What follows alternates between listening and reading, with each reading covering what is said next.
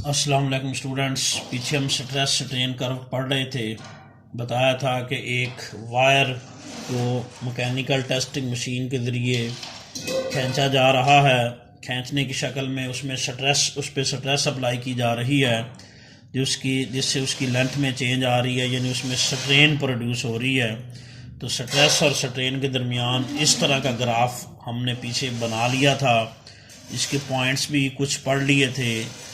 बताया था ओ से ए तक मटेरियल में स्ट्रेस और स्ट्रेन डायरेक्टली प्रोपोर्शनल रहते हैं। ओ से ए तक लिमिट जो है वो प्रोपोर्शनल लिमिट कहलाती है।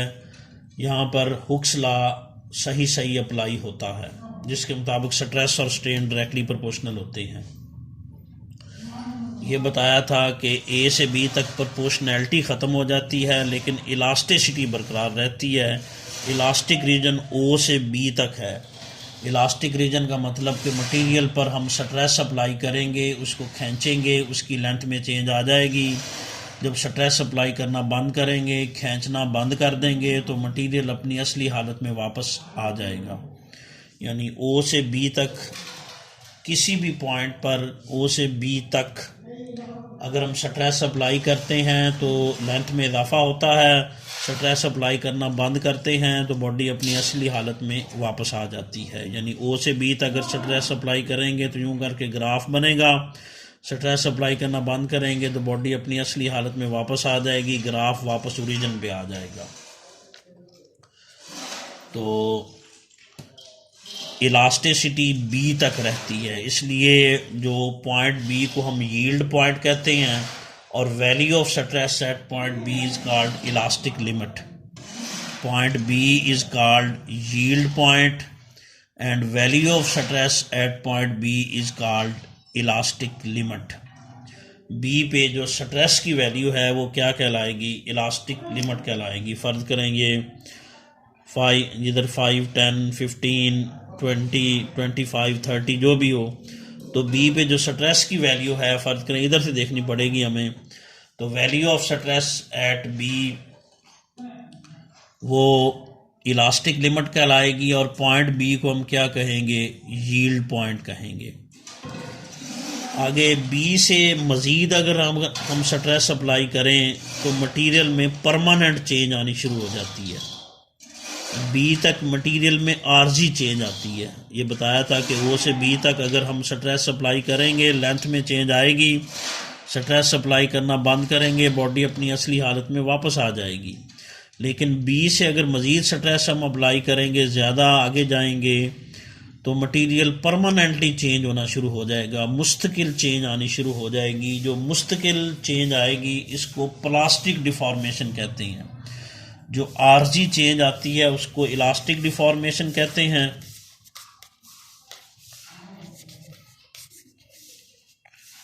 और जो परमानेंट चेंज आती है वो प्लास्टिक डिफॉर्मेशन कहलाती है।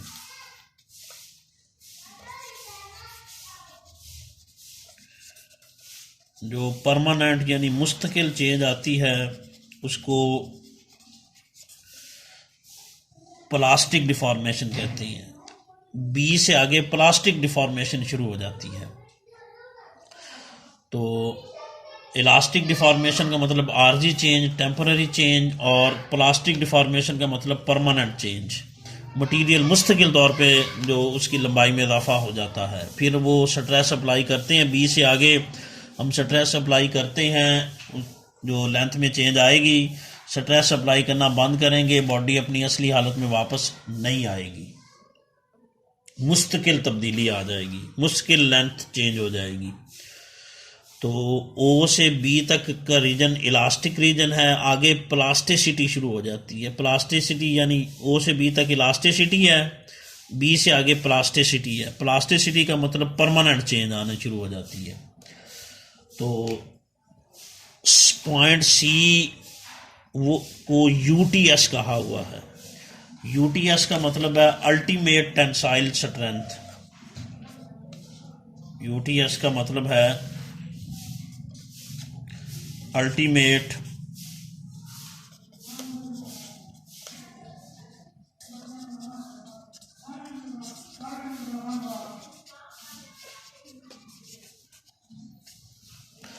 अल्टीमेट टेंसाइल स्ट्रेंथ, यूटीएस को कहते हैं अल्टीमेट टेंसाइल स्ट्रेंथ। ये वो मैक्सिमम स्ट्रेस है जो बॉडी बर्दाश्त कर सकती है, याद रखिएगा। इसके बाद वो टूटना शुरू हो जाएगी, यानी बी से आगे हम स्ट्रेस अप्लाई करेंगे तो मटेरियल में परमानेंट चेंज आनी शुरू होगी, वो आती जाएगी। स्ट्रेस अप्लाई करेंगे स्ट्रेन बनती जाएगी, स्ट्रेस अप्लाई करेंगे स्ट्रेन बनेगी। यानी मतलब ये है कि फोर्स लगाएंगे लंबाई में इजाफा होगा, फोर्स लगाएंगे लंबाई में इजाफा होगा। सी पे लेंथ में इतनी चेंज आ जाएगी कि सी से ज़्यादा अगर हम स्ट्रेस अप्लाई करेंगे तो मटेरियल टूटना शुरू हो जाएगा। सी को अल्टीमेट टेंसाइल स्ट्रेंथ कहते हैं। ये वो मैक्सिमम स्ट्रेस है। सी पे जो स्ट्रेस की वैल्यू है यहाँ से देखनी पड़ेगी वाई एक्सिस से। सी पे जो स्ट्रेस की वैल्यू है वो मैक्सिमम स्ट्रेस है जो बॉडी बर्दाश्त कर सकती है। इसके बाद ग्राफ नीचे जाएगा। सी को अल्टीमेट टेंसाइल स्ट्रेंथ कहते हैं। ये वो मैक्सिमम स्ट्रेस है जो बॉडी बर्दाश्त कर सकती है। The maximum stress that a body can withstand is called ultimate tensile strength. इसको यूटीएस कहा जाता है। पॉइंट सी से शो किया गया है। सी से मज़ीद हम स्ट्रेस अप्लाई करें तो बॉडी टूटना शुरू हो जाती है। और पॉइंट डी को फ्रैक्चर स्ट्रेस कहा हुआ है। पॉइंट डी पे मटेरियल फ्रैक्चर हो जाता है, टूट जाता है, इसलिए पॉइंट डी पे जो स्ट्रेस की वैल्यू है उसे फ्रैक्चर स्ट्रेस कहते हैं।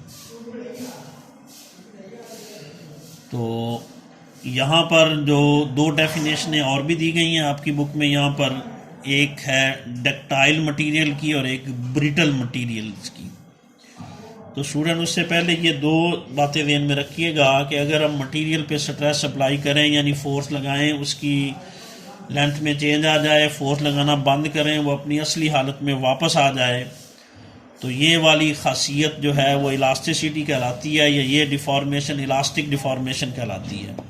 लेकिन अगर हम मटेरियल पे स्ट्रेस अप्लाई करें यानी फोर्स लगाएं, उसकी लेंथ में उसकी जो में परमानेंट डिफॉर्मेशन आ जाए, उसमें मुस्तकिल तौर पे उसकी लेंथ या वॉल्यूम जो भी हो वो चेंज हो जाए, तो ये वाली डिफॉर्मेशन क्या कहलाएगी? प्लास्टिक डिफॉर्मेशन कहलाएगी। तो वो मटेरियल्स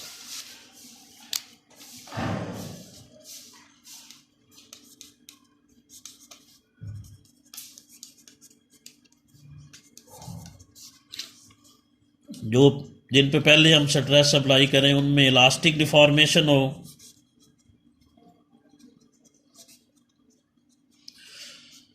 फिर मजीद स्ट्रेस अप्लाई करें तो प्लास्टिक डिफॉर्मेशन हो,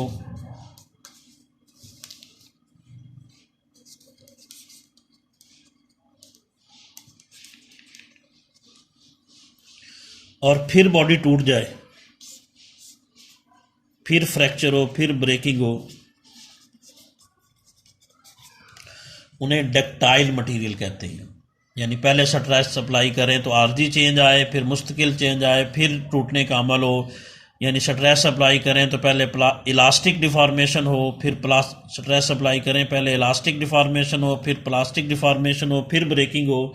उन्हें डक्टाइल मटेरियल कहते हैं। जैसे लेड है, कॉपर है,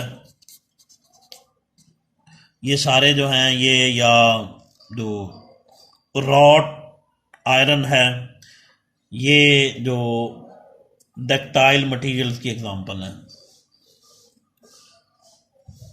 आगे हैं ब्रिटल मटेरियल।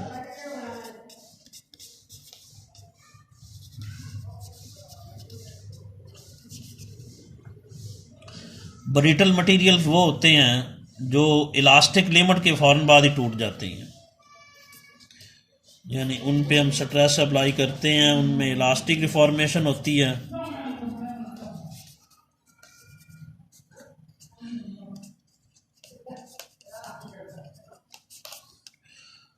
फिर ब्रेकिंग का प्रोसेस हो जाता है। उनमें इलास्टिक डिफॉर्मेशन होती है, फिर ब्रेकिंग का प्रोसेस हो जाता है, उन्हें ब्रिटल मटेरियल्स कहते हैं। इसकी एग्जांपल ग्लास और हाई कार्बन स्टील है। वो मटेरियल जिन पे हम स्ट्रेस अप्लाई करें तो पहले इलास्टिक डिफॉर्मेशन हो, इलास्टिक डिफॉर्मेशन के फ़ौरन बाद वो टूट जाएं, यानी परमानेंट डिफॉर्मेशन ना हो, प्लास्टिक डिफॉर्मेशन ना हो, इलास्टिक डिफॉर्मेशन के बाद ही वो टूट जाएं, उन्हें ब्रिटल मटेरियल्स कहते हैं। वो मटेरियल जिन पे हम स्ट्रेस अप्लाई करें तो पहले इलास्टिक डिफॉर्मेशन आए और उसके बाद वो टूट जाए, प्लास्टिक डिफॉर्मेशन ना आए, परमानेंट चेंज ना आए, वो ब्रिटल मटेरियल कहलाते हैं, जैसे ग्लास और हाई कार्बन स्टील है। इसकी एग्जांपल थी 3 एग्जांपल डक्टाइल मटेरियल की, लेड, कॉपर और रॉट आयरन आपकी बुक में लिखी हुई हैं। और भी कई एग्जांपल हैं, कई एक मेटल्स डक्टाइल है और इसकी एग्जांपलें ये दो हैं, ग्लास और हाई कार्बन स्टील।